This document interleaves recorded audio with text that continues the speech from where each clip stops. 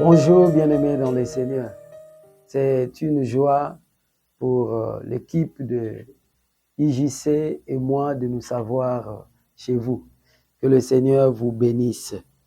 Nous verrons aujourd'hui encore une nouvelle identité en Jésus-Christ de Nazareth. Et pour cela, ensemble, lisons Éphésiens chapitre 1, versets 22 et 23. Je lis au nom de Jésus.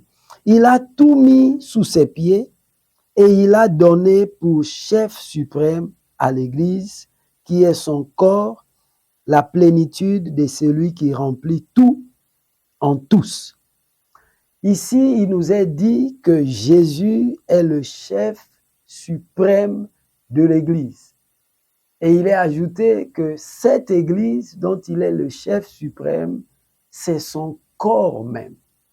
Jésus étant le chef suprême de l'Église, qui est son corps, nous, ses disciples, qui sommes-nous? Eh bien, nous sommes les membres du corps du Christ.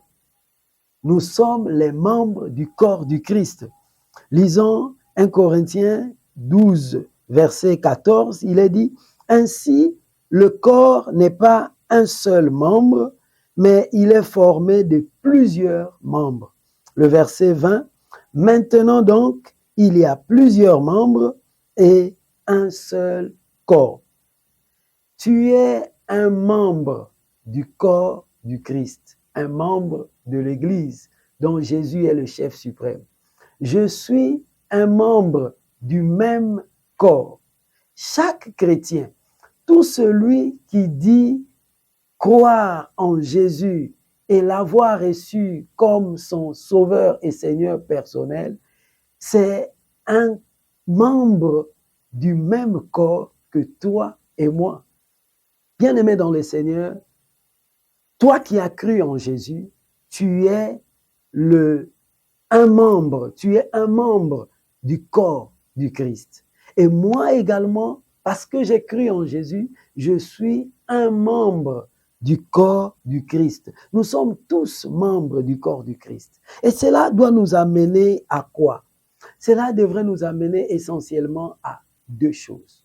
La première des choses, c'est que, étant membre du corps du Christ, nous sommes en sécurité. Bien-aimé, en tant que membre du corps du Christ, tu es en sécurité. Et tu dois réaliser cette sécurité que tu as en Christ. Deuxièmement, en tant que membre du corps du Christ, nous sommes appelés à être un, à travailler dans l'unité, à vraiment former une unité.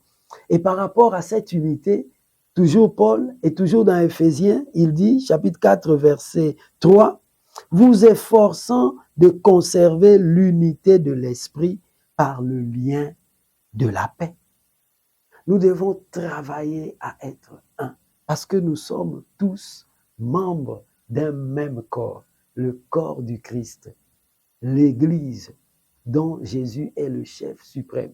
Tu ne peux pas te dire chrétien, membre du corps du Christ, membre de l'Église, et ne pas t'entendre avec un autre chrétien. Ce n'est pas possible. Donc nous sommes appelés à être unis. Nous sommes appelés à être un, bien-aimés dans le Seigneur. Les dénominations ne doivent pas nous séparer.